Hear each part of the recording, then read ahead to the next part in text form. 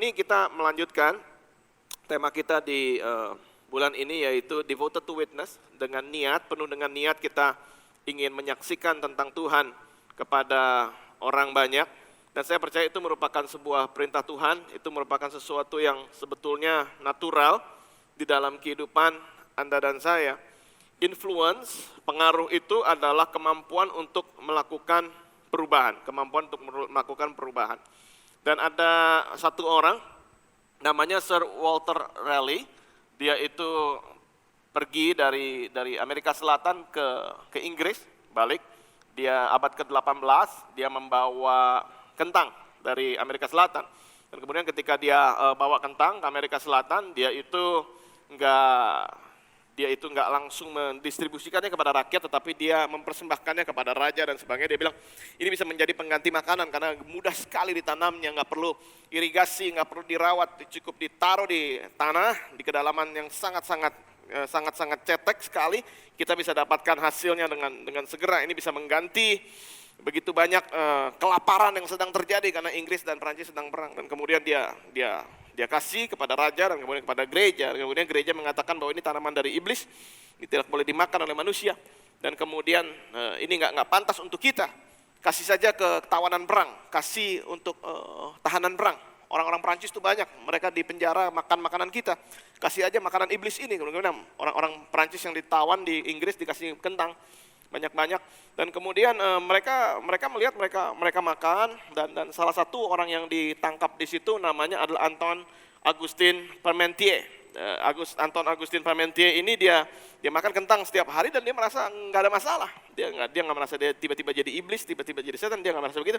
Malah dia oke-oke saja. Dan kemudian ketika dilepaskan dari penjara di Inggris, dia pulang bawa kentang ke Prancis. Dan kemudian dia bilang sama raja, ini makanan nggak masalah. Prajurit kita pun banyak yang kelaparan, perang 100 tahun mereka. Dan ini makanan bisa menjadi makanan pengganti. Baiklah kita masukin buat tentara kita. Tapi Raja Prancis bilang, ada rumor desas-desus dari Inggris bahwa ini adalah tanaman dari setan. Jadi kita nggak boleh makan. Oh, kasih saya waktu 3 bulan. Dia tanam kentang dan kemudian setiap kali dia panen, kentang itu dijaga sama tentara yang banyak sekali. Tentara jaga. Rakyat melihat panen dan tentara jaga, kemudian dia diambil. Dan kemudian dia tanam lagi, begitu panen tentara jaga. Beberapa bulan kemudian ketika panen terjadi, tentara nggak ada yang jaga. Dan malam itu tanaman kentang yang sudah siap untuk dituai itu habis semua dijarah sama rakyat. Karena rakyat pikir nggak ada tentara yang jaga. Dan kemudian mereka makan. Dan kemudian Antoine berkata bahwa kalau orang berani nyolong barang itu, berarti mereka tahu itu ada harganya, dia bilang begitu. Dan kemudian itu terjadi, dan sekarang kalau Anda misalnya Anda makan french fries, Anda mesti berterima kasih sama orang namanya Antoine ini, dia tahanan perang, dia cuma bisa bawa kentang, tetapi dia bisa jadi sebuah influencer. Dia bisa menjadi orang yang membuat sejarah, dia bisa menjadi orang yang mengubahkan orang lain. Saya rasa influence is the ability to cause change. Influence, pengaruh adalah kemampuan untuk melakukan perubahan. Dan saya percaya Anda dan saya dipakai sama Tuhan untuk mengadakan perubahan dimanapun kita berada. Nah, hari ini saya mau kita melihat dari firman Tuhan bahwa kita harus menguasai tanah yang Tuhan kasih dalam hidup kita. Dan tanah itu seringkali diumpamakan sama Tuhan dalam bentuk area kehidupan pribadi, atau keluarga, atau pekerjaan kita, itu adalah tanah yang Tuhan kasih. Orang Israel itu mereka berputar seputar tanah, mereka ribut seputar tanah, bahkan sampai hari ini juga.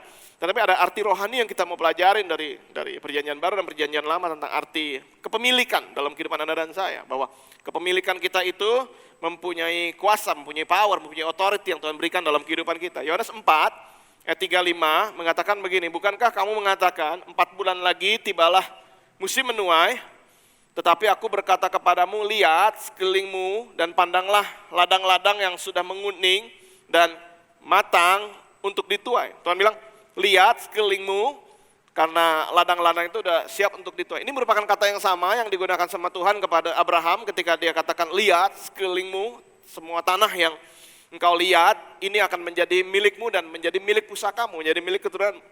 Dan kemudian Tuhan juga ngomong hal yang sama kepada Musa ketika dia ada di Gunung Nebo. Dia katakan sebelum Musa diangkat sama Tuhan, dia katakan, kamu lihat dari Gunung Nebo ini, semua yang kau lihat ini, nanti Yosua dan bangsa Israel akan masuk untuk bisa mendudukinya, memilikinya, katanya begitu.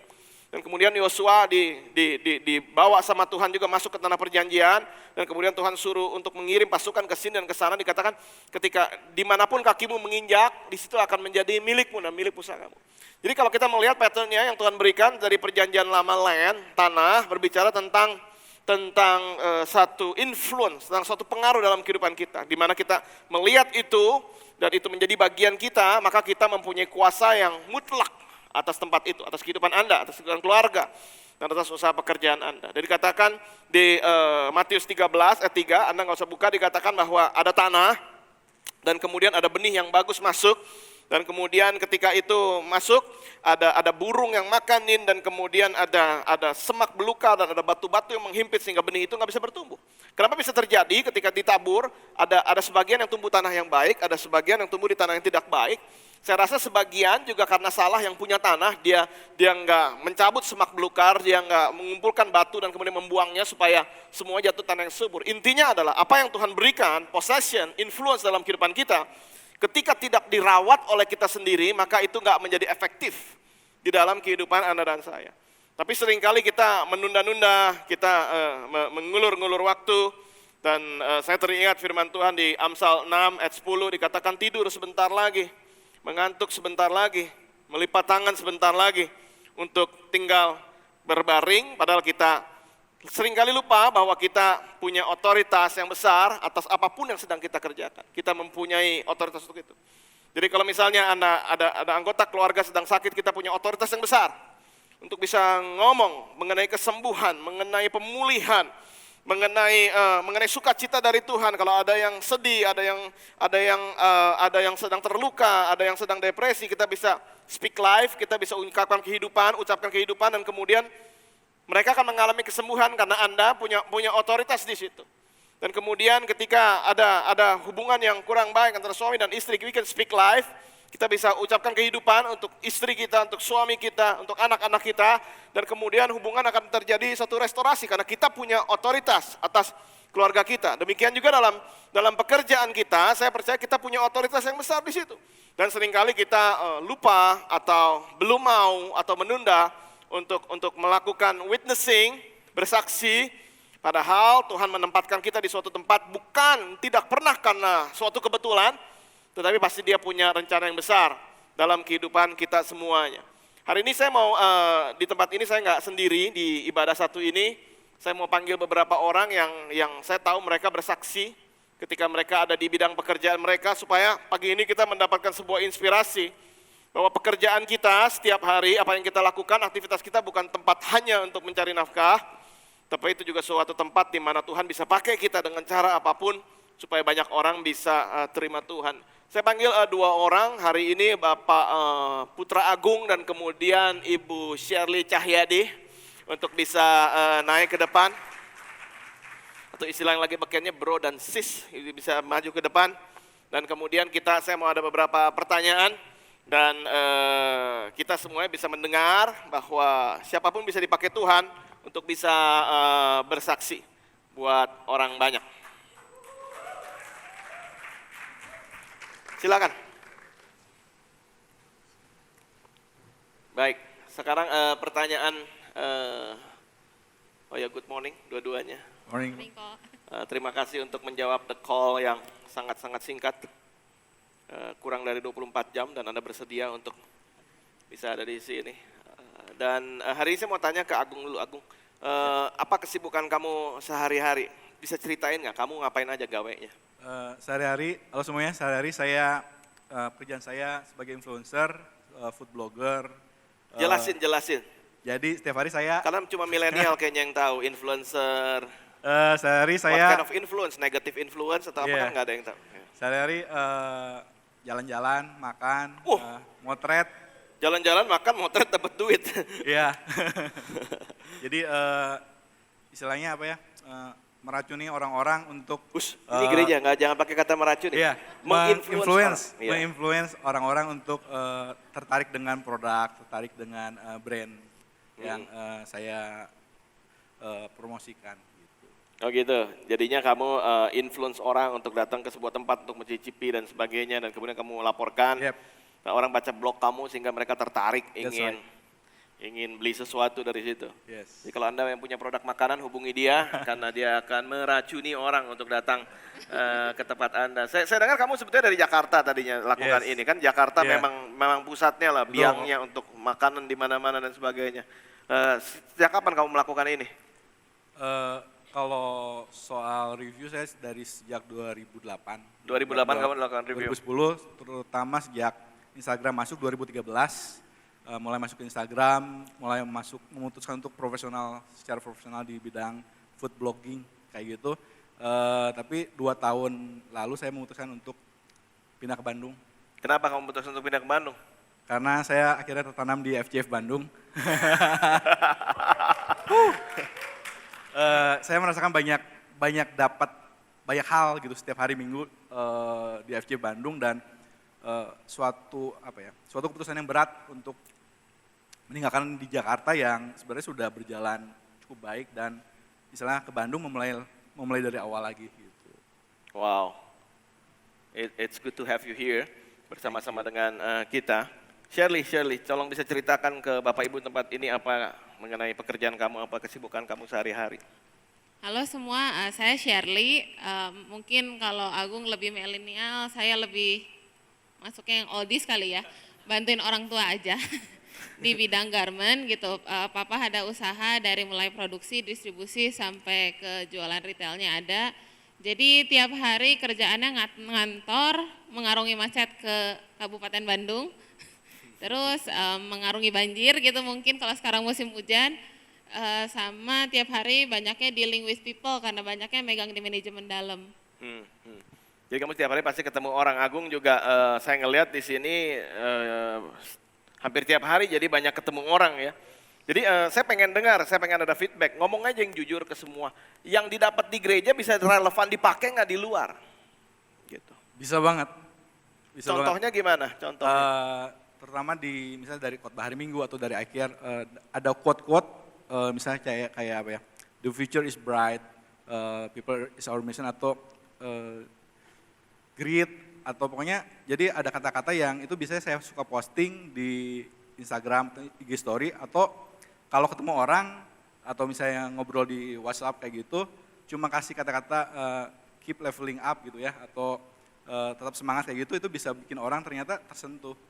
Itu bikin orang, wah thank you ya Mas Agung, baik banget kayak gitu. Jadi paling cuma kata-kata yang jangan khawatir deh, the future is bright kayak gitu aja. Tapi itu bisa buat mereka relate dengan hidup mereka gitu. Oh jadi dengan kata lain kamu bilang bahwa datang hari Minggu kamu bisa kelihatan lebih pintar di luar sana begitu ya, kira-kira kayak begitu ya. Oke baik, terima kasih banyak. Dan kemudian untuk Shirley, apa yang kamu rasakan? Apakah dari gereja bisa dapat sesuatu yang bisa dipakai di luar sana? Banyak banget sih kok, jadi nggak cuma dari Hari khotbah Minggu pastor. Oh, iya, pastor. Senin kok. Oke. Kalau misalnya hari Minggu dapat dari khotbah, memang pada saat nanti ketemu sama teman-teman di kantor, banyaknya saya bisa mulai menabur benih gitu sebenarnya dalam hidup mereka apa yang saya dapat. Kalau dengan teman-teman yang agamanya Kristen mungkin saya bisa ngomong tentang Tuhan dengan mereka gitu. Tapi kalau dengan teman-teman yang non Kristen biasanya saya senang bikin kayak tadi Agung gitu quote-quote yang bisa membangun mereka gitu. Jadi bikin mereka dapat inspirasi juga gitu. Karena memang pada saat diajak ngobrol seringkali mereka juga malah oh iya benar juga ya terinspirasi gitu. Selain itu di gereja kan ngalamin pelayanan juga nih gitu. Gimana caranya manage orang, kalau di gereja kan kita nggak mungkin marah-marah dong gitu, kalau di kantor mungkin kadang-kadang marah-marah gitu. Jadi gimana caranya nanti kalau ngobrol sama orang di kantor harus bisa as nice dengan kita di gereja gitu, jadi harus sama antara kita di gereja sama kita di kerjaan gitu. Wow, I know that's hard in professional life, kadang-kadang memang harus tegas dan sebagainya. Tapi memang ada beberapa adjustment yang harus kamu hadapi begitu ya. Ada lagi? Kalau di kantor sih sebenarnya kita juga ada kayak persekutuan doa gitu. Pernah beberapa kali ngundang Pastor Sam juga. Dan di kantor ini sebenarnya udah lama. Tapi sejak 4 tahun yang lalu kita punya dream untuk reach out keluar gitu. Jadi kita ada pelayanan ke suku Sunda, kita punya anak asuh 44 orang, kita masih Wow. sering banget kunjungan ke panti asuhan, ke panti jompo. Jadi memang kita create komunitas di kantor di mana mereka bisa bawa orang-orang, mereka bisa bawa berkat dari kita di kantor untuk ke teman-teman yang mungkin kurang mampu. Terus di satu sisi lain, mereka senang banget untuk bawa keluarganya gitu, mereka bawa anaknya, jadi mereka bisa kayak family time di sana. Dan Oh, mereka, jadi orang yang ikut dari perusahaan kamu ikut Iya. untuk pelayanan itu, mereka ajak anak dan keluarga supaya bisa betul, ngelihat. betul. And then dari situ mereka bilang ke saya, kita sebenarnya ngajarin anak-anak kita juga gitu, kalau nggak semua orang itu seberuntung kalian gitu untuk bisa sekolah dan lain-lain. Dan saya sangat bersyukur gitu dengan ada pelayanan ini. Sebenarnya komunitas di kantor ini lumayan banget gitu karena antar keluarga jadi saling kenal juga gitu. Jadi mereka bisa sharing, terus begitu ada yang sakit mereka bisa saling ngunjungin. Ada juga kunjungan ke rekan-rekan yang mungkin udah pensiun gitu. Jadi ada yang bagi berduka, ada kunjungan juga. Jadi banyak reach out ke dalam dan keluar gitu. Right. Jadi saya rasa luar biasa, it's a privilege, merupakan sebuah kehormatan ketika seharusnya kamu tidak perlu melakukan itu, tapi kamu memilih untuk melakukan itu. Saya rasa itu kehormatannya ada di situ. Dan saya rasa itu yang perlu di-develop. Saya rasa setiap dari kita juga nggak perlu sampai menunggu ada perusahaan dan kemudian menunggu sampai ada garment untuk bisa melakukan ini dan itu, karena begitu banyak hal bisa dilakukan. Seperti anak-anak teman-teman college kemarin, saya rasa mereka kerjaan pun belum punya, tetapi mereka mau, mereka niat, mereka datang ke sebuah tempat, spend waktu 1 hari aja, itu bisa memberkati puluhan kepala keluarga, dan setelah itu kita bisa tahu ke depannya apa lagi yang bisa kita lakukan di tempat itu untuk teman-teman di sana. Agung, kamu ada cerita nggak tentang gimana bisa kesempatan untuk bersaksi juga nih lewat bidangnya kamu nih, influencer, food blogger? Jadi setahun terakhir timeline Instagram saya itu cukup banyak diisi sama postingan gereja, event gereja, ataupun kalau misalnya ada foto, captionnya itu berbau rohani gitu, berbau rohani. Terus IG story itu saya penuh lebih banyak sama IG story I care, IG story di gereja. Tapi ternyata belakangan banyak yang WhatsApp atau DM ke saya, Mas Agung, I care apaan sih gitu, atau enggak? Itu fotonya di mana, kok keren, di gereja, hah gereja kok kayak gitu. Nah dari situ mulai terbuka pembicaraan-pembicaraan untuk mereka pengen lebih tahu tentang kenal Tuhan, kekristenan apa, I care apa gitu. Dan akhirnya beberapa orang ada yang akhirnya datang ke gereja, ada yang ikut I care gitu. Dan akhirnya ada yang memutuskan untuk, gue mau kenal Tuhan lebih lagi deh gitu. Wow. Jadi posting-posting di gawean kamu bukannya mengurangi omset, mudah-mudahan. Kalau misalnya lihat jumlah follower nggak bertambah dari 2 tahun lalu sejak saya ke Bandung, itu berkurang, tapi Begitu? ya, tapi puji Tuhan, Tuhan tetap pelihara. Dan sebenarnya secara project, secara invitation, jadi sebenarnya kayak gini, kalau kerjaan saya itu paling full itu di weekend, Jumat, Sabtu, Minggu. Kayak sebenarnya hari ini saya ada misalnya staycation di beberapa hotel gitu. Jelasin tuh apa itu? Apa? Staycation? Staycation itu jadi istilahnya diundang hotel, dibayar buat menginap di sana, makan di sana, terus kita nanti publish di blog, kita tulis reviewnya gitu. Tapi karena saya memutuskan sejak di FJ Bandung, Senin ikut I Grow kelas, Selasa I Care, Minggu pelayanan atau enggak ibadah. Jadinya saya suka menolak gitu untuk hal-hal seperti itu. Saya, aduh sorry Mukanya ya. jangan nuduh gua gitu dong. It's your decision. Yes, pertamanya mungkin kerasa, aduh berkurang banget penghasilan, tapi ternyata enggak gitu. Jadi mereka sekarang dari brand kayak gitu, oh nggak apa-apa deh, pilih hari lain aja. Jadi terserah kamu deh mau hari apa gitu. Jadi ternyata tetap Tuhan pelihara asal kita mau melakukan yang benar gitu. Wow, saya rasa itu dahsyat. Itu bayar harga ya, karena sebetulnya weekend kan kelihatan banget vibe-nya. Yes. Kan ya, restoran atau hotel itu. Yep. Ya. Tetapi kamu merelakan itu karena kamu cinta rumah Tuhan. Kamu kayak panggilannya pendeta deh kayaknya gitu. Jadi Shirley, kalau selama ini kamu interact sama orang dan kamu ada pelayanan begitu banyak lewat perusahaan. Jadi sekarang kalau kamu sendiri nih dalam posisi kamu juga core team leader, kamu juga leader di discipleship. Kamu sekarang approach orang, kamu atau orang tunggu approach kamu sekarang deh? Sebenarnya kadang lesikon juga sih kok, kalau orangnya Oh. kira-kira, oh sorry pastor, kalau orangnya kira-kira bisa emang open untuk didekatin gitu, biasanya kita start untuk approaching duluan. Heeh. Ada contoh tuh misalnya lagi di kantor, ada rekan kantor tuh dia baru keguguran istrinya gitu, terus udahnya dikasih obat buat bersihin kandungannya gitu, ternyata dia alergi gitu sampai hampir lewat gitu. Kebetulan suami istri dua-duanya di kantor gitu. Saya tergerak setelah WhatsAppan gitu, kok Ci besok tolong ke ruangan saya ya gitu, saya mau doain Cici sama Koko gitu. Jadi I think gitu waktu bola datang gitu, kalau itu kita harus sambut sih gitu. Karena bola datang mungkin bukan dari orangnya gitu, bukan orangnya yang nyari kita buat pengen kenal Tuhan gitu, tapi lebih tepatnya Tuhan kirim orangnya ke kita supaya kita bisa do something gitu. Dan I think praying is the easiest one gitu. Right. Even yang non Christian pun nggak pernah nolak untuk didoain gitu. Jadi Oh, itu bagus I tuh, think- saya mesti catat praying is the easiest one. Saya mau pakai di ibadah 2. The easiest one. That's awesome. Terus. itu nggak ada modalnya gitu, cuman butuh Right. kayak kita nawarin doang, kamu mau didoain nggak gitu, saya akan doain kamu tapi dengan kepercayaan saya. And so far sih nggak pernah ada yang reject sih untuk Right. didoain gitu. Right. Jadi I think that's the easiest one buat approaching people, karena I think everyone need prayer sih. Right. Amen. That's awesome. Agung gimana? Kamu tunggu orang approach kamu atau kamu approach orang? Tergantung situasinya, tapi yang pasti beberapa minggu lalu Pastor Sam bilang tentang fishing people gitu. Jadi apa yang saya lakuin di sosial media, di blog itu kayak nyebarin jalan, nyebarin pancing, dan ternyata ada orang-orang yang attract, ada yang malah jadi nanya gitu tentang apa itu I care kayak gitu. Dan saya ingat di kelas Empower Pastor Joe bilang bahwa sebenarnya mostly sebagian besar orang itu pas kita approach mereka tertarik untuk kenal Tuhan, tertarik untuk bisa datang ke gereja. Dan itu presentasinya cukup banyak, dan ternyata di real life seperti itu. Jadi banyak teman-teman saya yang baru saya kenal ataupun yang udah lama saya kenal tadinya takut untuk takut merusak hubungan pertemanan karena ini ngomongin hal yang lumayan ini kan agama, tapi ternyata mereka yang malah banyak-banyak nanya gitu.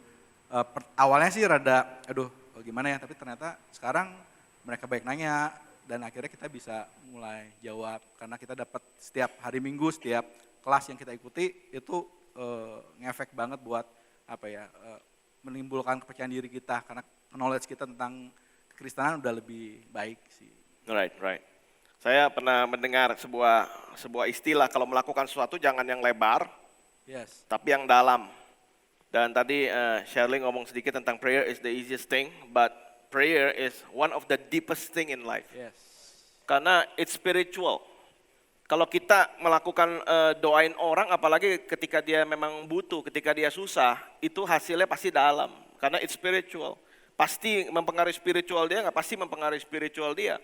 Dan itu meninggalkan satu bekas yang dalam kehidupan orang tersebut. Dan saya percaya never neglect, jangan pernah remehkan kalau kita lagi dengar orang itu lagi kemalangan atau lagi sakit. Saya rasa itu merupakan momen yang paling tepat yang dari Tuhan, kalau itu ada di message-nya kita itu ada, saya rasa itu merupakan momen yang paling tepat untuk kita bisa release a blessing. Meskipun hanya sesederhana, sesimpel doa yang direkam lewat WhatsApp, itu mempunyai impact yang sangat dalam, mempunyai impact yang sangat kekal, dan impact-nya bukan hanya sama tubuh dia yang mungkin sembuh atau masalah dia terselesaikan, tapi impact-nya adalah rohani dia dibentuk. Dan saya percaya itu juga akan berpulang kembali kepada kita. Jadi kan ada istilah bisa karena biasa. Jadi sekarang kalian berdua menganggap bahwa udah biasa belum sharing. Susah-susah gampang kok.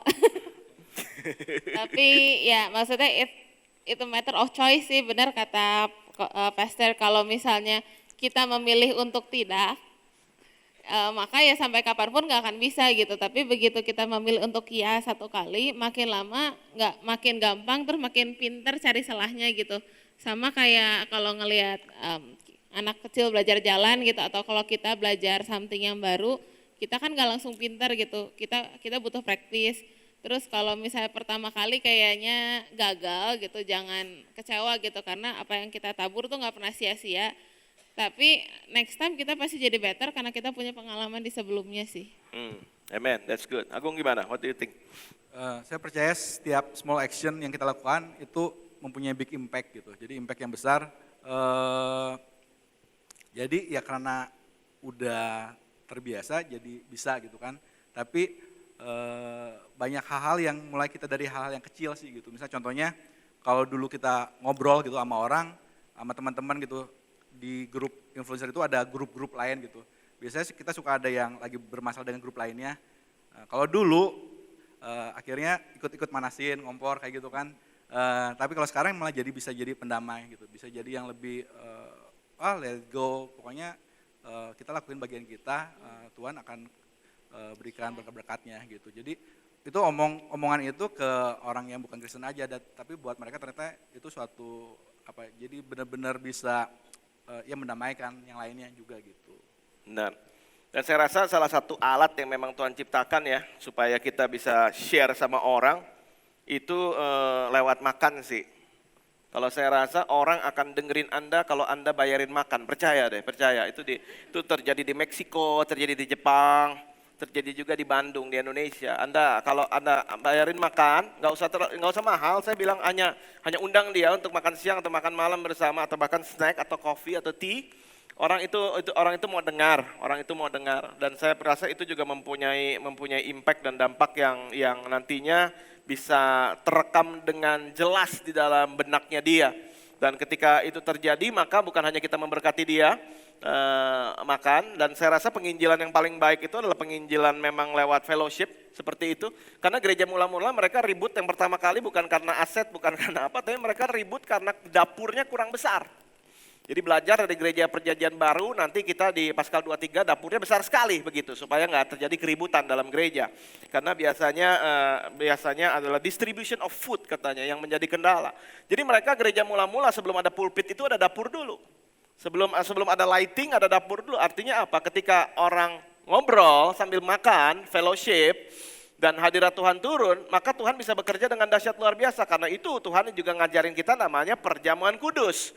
Perjamuan kudus sebetulnya it's a meal, it's a long meal, suatu makan malam yang sangat panjang sekali dengan roti dan dengan anggur dan sebagainya, sehingga mereka bisa recline, mereka bisa ngobrol dan mereka bisa ngomong satu sama lain, dan di situ terjadi pemuritan, di situ terjadi penggandengan dengan orang lain. Jadi untuk penutup Shirley Agung, ada tips nggak, saran di sini? Untuk setiap dari kita untuk mulai berani belajar untuk bisa witness atau bersaksi kepada orang lain. Silakan share. First thing first, I think kita harus connected terus ya sama Tuhan gitu, karena kita nggak bisa sharing kalau kitanya sendiri tuh nggak punya bekal gitu. Selain dapat hari Minggu, tapi kita sendiri harus cari gitu, kita harus punya sendiri gitu, karena Tuhan tuh bicara sama kita tuh very personal gitu, nggak pernah harus lewat orang lain gitu. Mungkin kita pernah didoain dan lain-lain gitu, tapi Tuhan tuh benar-benar bicara sama kita masing-masing. Terus yang kedua ya take the step, harus choose untuk mau dan choose untuk melakukan sih. Karena kalau kita, aduh Tuhan aku gak mampu, dan memang kita mah gak mampu gitu, tapi begitu kita bilang yes, the grace will be there sih. Amen, amen. Agung? Ya saya percaya setiap orang ditempatkan di keluarganya, di pekerjaannya, tadi saya bilang juga secara spesifik itu ada maksud Tuhan, kenapa Tuhan tempatkan kita di situ gitu, dan di situ juga kita mempunyai strength untuk sebenarnya bisa do something gitu, bisa share tentang Tuhan Yesus, share tentang kekristenan, share tentang kehidupan kita sebagai orang percaya seperti apa gitu, dan itu sebenarnya tanpa kita bilang juga orang-orang sekitar kita akan merasakan gitu, dan akhirnya mereka bisa attract dan kita bisa approach dengan lebih mudah gitu. Amen. Jadi tetap connect with God dan kita lakukan bagian kita, pasti Tuhan akan lakukan bagiannya juga. Amin. Berikan tepuk tangan untuk dua orang yang ngobrol-ngobrol dengan saya pagi ini. Dan saya rasa kita semuanya harus belajar beberapa hal. Saya mau kita lihat beberapa ayat, 2 Samuel 20 ayat 16 dan 17. Les ada di situ, 2 Samuel 20 ayat 16 sampai 17. Ini adalah seorang perempuan biasa. Dia bukan orang yang terkenal, tetapi kita melihat dia bisa dipakai sama Tuhan untuk mempengaruhi influence sebuah negara. Dan ini terjadi di satu kota yang kecil di utara Israel, namanya adalah Abel Bet Maachah. itu dia kedatangan seorang pengkhianat, orang yang memberontak kepada Raja Daud namanya Sheba. Sheba itu dia datang, mengumpet di situ, dan kemudian Yoab datang dengan pasukan ingin menghancurkan kota itu karena dipikirnya kota itu menyimpan Sheba, melindungi Sheba. Tetapi sebetulnya tidak demikian. Dan kemudian ayat 16 di situ dikatakan lalu berserulah seorang perempuan bijaksana dari kota itu. Perempuan bijaksana dari kota itu. Satu orang perempuan, namanya aja nggak ada yang tahu. Dan kemudian dengar, katakanlah kepada Yoab. Yoab itu jenderalnya Israel, tangan kanannya Daud. Udah perang ikut Daud dari kecil, dari muda udah jadi ikut Daud. Pahlawan luar biasa. Tapi ini perempuan bisa bilang, dengar, panggil, mendekatlah kemari supaya aku berbicara dengan engkau. Ada perempuan biasa, Anda pernah lihat? Saya rasa nggak pernah lihat di zaman ini perempuan biasa panggil jenderal dan kemudian jenderal mau datang. Tapi ini yang dia lakukan. Maka mendekatlah Yoab kepada perempuan itu, bertanyalah perempuan itu, engkaukah Yoab? Jawabnya benar. Lalu berkatalah perempuan itu kepadanya, dengarkan perkataan hambamu ini. Jawabnya, baik. Jawab jenderal bilang, baik. Saya dengar kau mau ngomong apa. Anda melihat bahwa kenapa perempuan itu bisa ngomong demikian, karena dia in charge, dia ada di kota dia sendiri, dia ada di kubu dia sendiri. Dan saya percaya itu yang bisa kita bicarakan kepada orang-orang sekeliling kita. Ketika ada orang datang ke rumah Anda atau Anda ketemu orang di tempat makan dan sebagainya, ketika Anda duduk berhadapan dengan dia, you are in charge.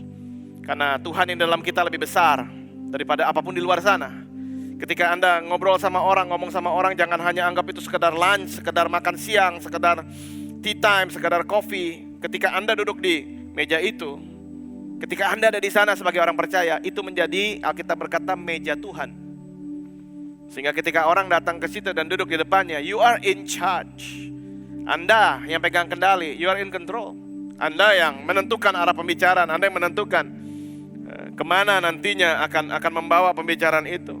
Dan saya percaya belajar untuk menjadi pemimpin, you are in charge. Bersama dengan Tuhan kita itu kuat. Dan kemana kita pergi kita membawa hadirat Tuhan, you are in charge. Katakan kiri kanan, you are in charge, katakan itu. Engkau ini punya kendali yang besar, engkau ini punya kuasa yang besar dari Tuhan untuk bersaksi. Dan kemudian dikatakan perempuan yang bijaksana. Tetapi dalam bahasa aslinya bukannya bijaksana, tapi perempuan yang apa adanya. Dia ngomong apa adanya dari hati dia, apa adanya. Dan saya belajar satu hal dari perempuan ini, dia berani ngomong. Yang kedua, dia otentik. Saya rasa orang zaman ini nggak mencari, apalagi anak-anak kita nggak mencari orang yang fake, nggak mencari orang yang penuh dengan kepalsuan, tapi mencari orang yang penuh dengan otentisitas di dalam kehidupannya. Otentik artinya adalah orang yang terus mau maju di dalam kehidupannya dengan jati dirinya sendiri, tanpa harus meminjam jati diri orang lain di dalam kehidupannya. Dan menjadi otentik bukan berarti asal-asalan. Seringkali banyak orang ngomong begini, berlindung di balik kata otentik. Memang gue begitu. Kalau nggak suka ya sudah, aku mah apa adanya. Enggak. Otentik itu bukan begitu. Otentik itu menjadi apa adanya dan bukan asal seadanya. Terus akan seringkali kata otentik dipakai untuk menjadi bahan berlindung orang. Emang saya begitu orangnya. Enggak, bukan asal seadanya. Tapi orang otentik adalah orang yang mau terus maju dan mau terus berkembang dan mau terus belajar sehingga menjadi orang yang lebih baik tanpa kehilangan jati diri dari Tuhan yang Tuhan berikan di dalam kehidupannya. Kalau orang menjadi otentik itu mau maju itu juara. Kalau orang yang apa adanya gak mau maju itu bukan otentik, tapi itu antik. Beda antara orang otentik dan orang antik. Kalau yang satunya orang yang otentik yang mau maju bikin segala sesuatu menjadi baik, menjadi juara. Yang satu kalau nggak mau berubah bikin sekelilingnya jadi sengsara. Dan saya rasa Tuhan pengen kita untuk menjadi berani, tetapi kita harus menjadi orang yang otentik di dalam kehidupan Anda dan saya. Dan kemudian perempuan ini berkata bahwa di ayat 18, kemudian berkatalah perempuan itu, dahulu biasa orang berkata begini, baiklah orang minta petunjuk di Abel dan di Dan, apakah sudah dihapuskan? Apakah yang telah ditetapkan oleh orang-orang setia di Israel? Tetapi engkau ini berikhtiar membinasakan suatu kota, apalagi suatu kota induk. Mengapa engkau hendak menelan habis milik pusaka Tuhan? Anda melihat gak? Dia ini berbicara dengan jenderal perangnya Israel. Dan saya hari ini pengen mengajarkan satu kata namanya reasoning.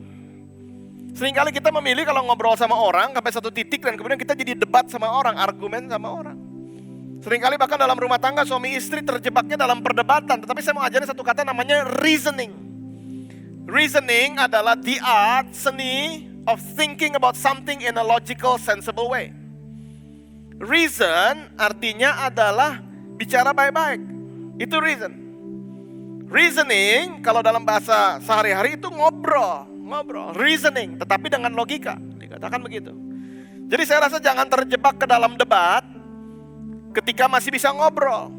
Suami istri, orang tua anak, jangan terjebak dalam debat ketika masih bisa ngobrol. Selama masih bisa ngobrol, kenapa harus debat? Reasoning, bukan debating, bukan argumenting. Reasoning, berpikir dengan pikiran yang jernih dan kemudian ngobrol aja. Masalah dalam rumah tangga, masalah dalam pekerjaan, masalah dengan relationship bisa diselesaikan dengan ngobrol dibanding dengan debat. Yesus, firman Tuhan, ngajarin kita untuk reason. Yesaya 1 ayat 18 dikatakan begini, come now, Tuhan aja ngajak kita, come now and let us reason together. Mari, ayo ngobrol dong, kata Tuhan. Ayo ngobrol. Tuhan bilang, says the Lord, though your skin be as scarlet, they shall be as white as snow. Meskipun dosamu merah seperti kirmisi akan menjadi putih seperti salju. Tuhan bilang, ayo, let us reason together. Yesus juga pakai kata yang sama, let us reason together. Ayo kita sama-sama kita ngobrol. Dan saya rasa ini yang 3 poin yang ingin saya sampaikan pagi ini. Kita harus berani, kita harus jadi otentik, dan kita harus berani memulai percakapan dengan orang lain. Harus berani ngobrol. Kalau orang sering reason with God, kalau orang sering ngobrol dengan Tuhan, pasti makin lama dia akan jadi orang yang makin reasonable. Karena dia ahli ngobrol dengan Tuhan, dia akan jadi orang yang reasonable. Tahu nggak reasonable? Reasonable itu bahasa Ibrani-nya cengli, itu reasonable. Dia jadi orang yang kalau ngomong itu masuk di akal, penuh dengan norma, penuh dengan nalar yang baik.